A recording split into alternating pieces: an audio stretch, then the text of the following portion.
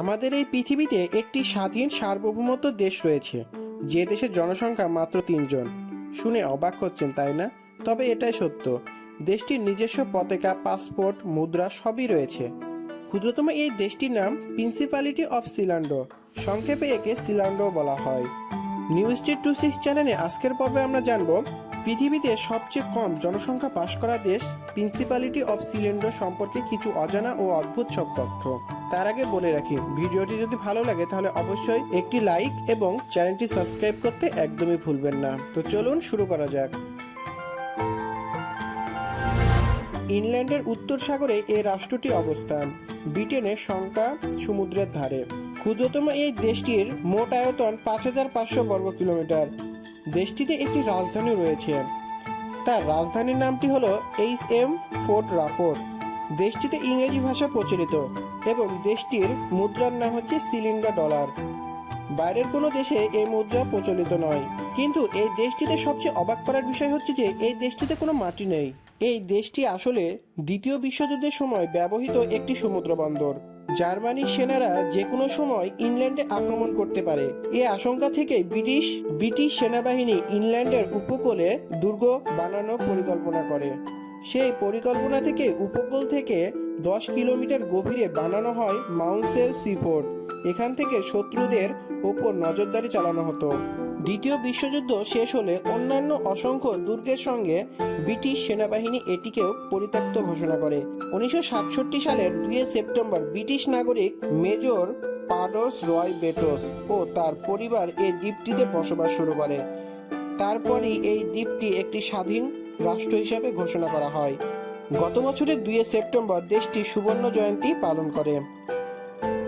পৃথিবীর কোনো দেশ এখনও সিলিন্ডারকে স্বীকৃতি না দিলেও কেউ এর বিরোধিতা করেনি। মজার কথা হলো, মোট জনসংখ্যা 3 জন বেটোস পরিবারের সদস্য এবং যথাক্রমে তারা এই রাজ্যের রাজা, রানী এবং রাজপুত্র। তবে একটি গবেষণার তথ্য মতে 2002 সালে এই দেশটির জনসংখ্যা ছিল 27 জন। মাটি থেকে অনেকটাই ওপরে 2টা বড় বড় স্টিলের পাইপের ওপর এই দেশটির অবস্থান। এই দেশটির কোনো মাটি নেই, পুরোটা স্টিল।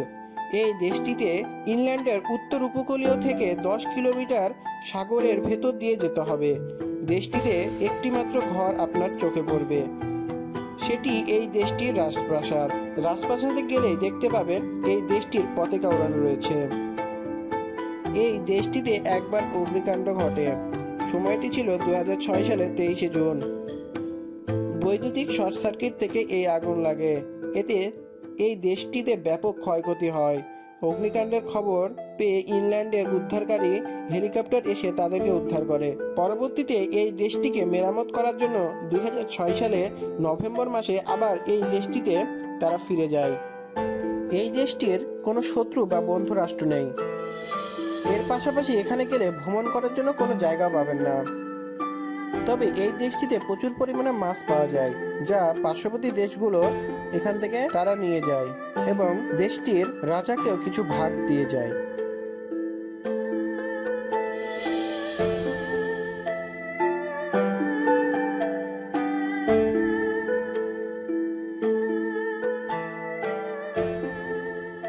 তো প্রিয় বন্ধুরা, আজকের এই অবাক দেশটি সম্পর্কে জেনে আপনার কেমন লাগলো তা অবশ্যই কমেন্টে জানাবেন।